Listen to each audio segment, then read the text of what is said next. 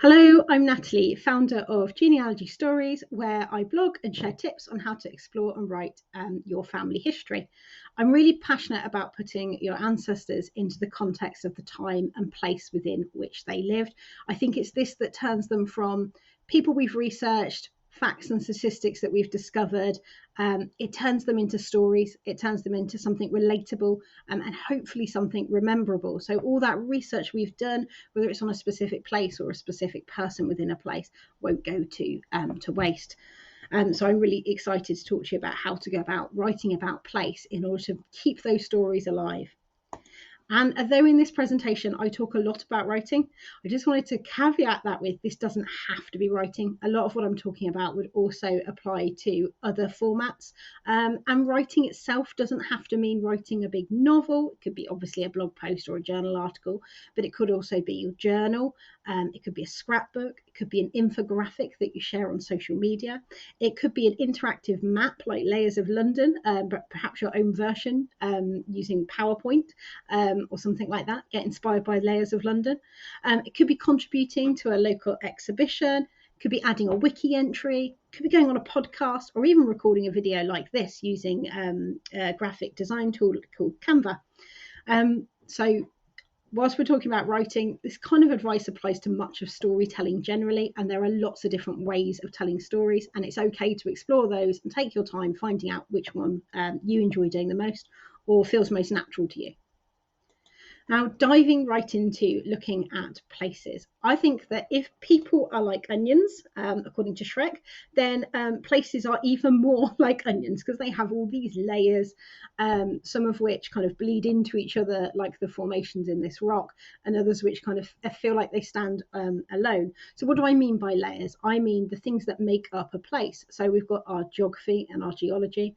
We've got our infrastructure in terms of buildings, transport, but also, our legal and social structures and infrastructure, so schools and healthcare, policing, all those kind of things are layers within our place. And I think that when we come to write about our stories, we need to think about which layers appeal most to us, which ones we're most interested in, and of course, what layers we want to weave into our story, depending on what our story is about. So if you're writing a story that's actually focused on a place, as in one building, you might want to think about what other layers of time affect that building. So, is there a social historical layer to that story? Is there an architectural design layer to that story? Do you want to include both or just one? Similarly, if you were to write a story about a person, yes, that will have layers in terms of that person's life, but actually it will have layers in terms of the influence of their place and time upon them. So picking out which layers you really want to focus on will help give your story a feeling of completeness and cohesion, and it will also give you a focus. It'll stop you from wandering off trying to include everything, which I think is something that a lot of us try to do, especially if we found lots and lots of different facts about a place. We can try and cram everything in, and it actually just ends up feeling our writing ends up feeling like a list of facts. I think one of the ways to avoid that is to specifically pick layers and to think about how you want to weave those into your story, which ones are most important, which ones connect to whatever message it is that you're trying to convey to your reader. And that's another really important point, I think, as well, is when we come to write about places, just like we do with people, it's really important that you focus on or you consider why you're writing this story. What's the point of it? What do you want it to achieve? What is it that you want to share? What is it that you want your audience to walk away with after they've read your story or watched your video or visited your blog post? What is it that they're going to remember afterwards? Because if you can work that out before you start writing, it means that it'll be weaved into the story right from the start all the way through your writing. And it also becomes a checkpoint when you come back and read things afterwards. You can keep going, have I lost that thread? Is it still there? And we're now going to focus on ideas for your place stories. So I'm just going to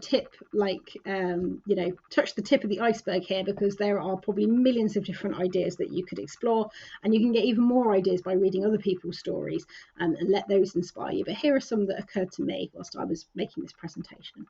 So zooming in and imagining, for example, a building or a room through the eyes of one eyewitness, or telling the story of one building or landmark as it relates to one family, focusing on one day of 1 year in one place. So that really concentrated, focused look, that would probably involve maybe looking at just one layer in your place and really going in detail on it.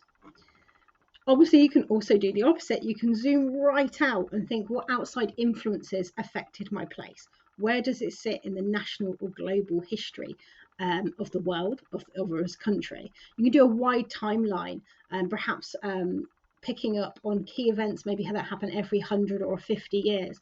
You could even tell an origin story of how your place came to be, and maybe wrap it up with what it's like now.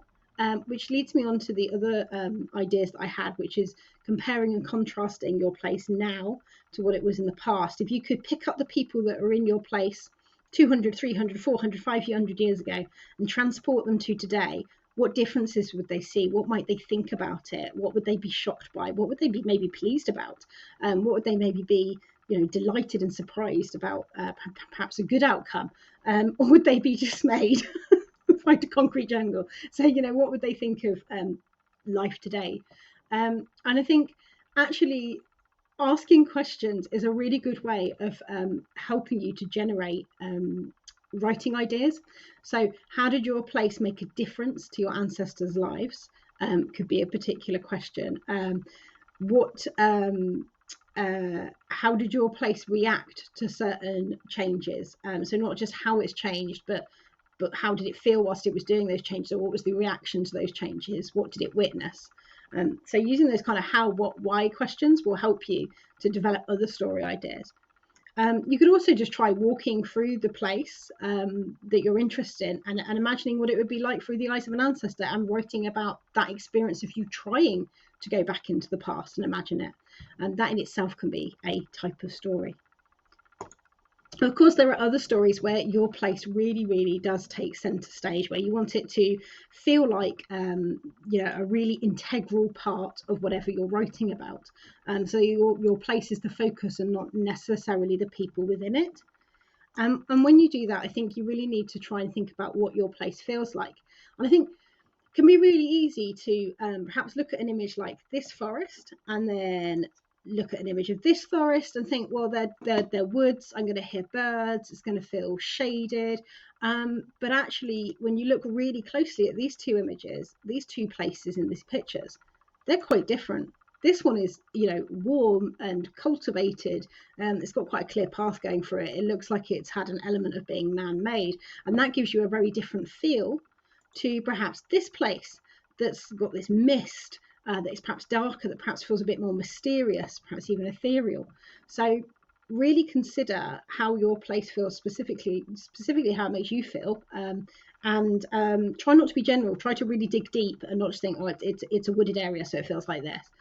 Also consider how your place, how the feel of your place will change over not just times in centuries, but actually at different times of the year.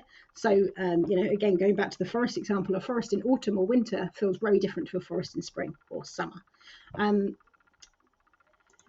Starting to think of your place like this can help you imagine what your place would be like if they were a person. And I think that's a really powerful way of making sure that your place is a really defined character or setting within your stories.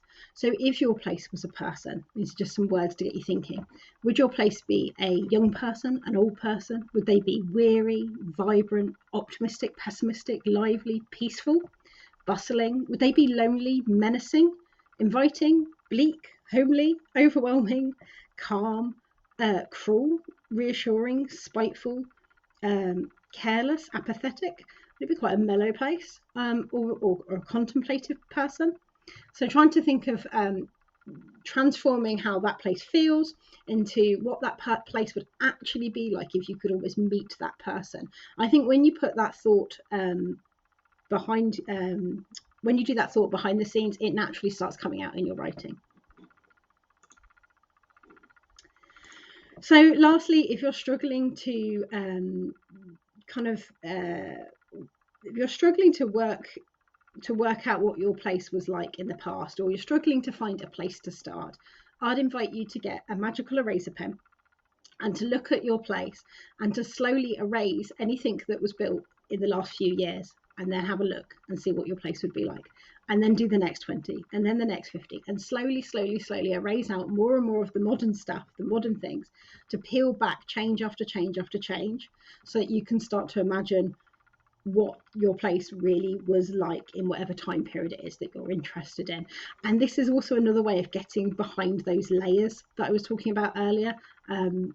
Things that can help you do this include obviously your own imagination, but also modern maps as well as old maps, looking at differences between them, gazettas, looking at those beginning census pages where you can see the notes from the enumerator about the rows that they covered. Sometimes they have other little nuggets in them. Going through old newspapers, reading literature. We had lots of literature clips in the All About That Place event in the lead up, and I think they were really useful for helping you to imagine a place in the past.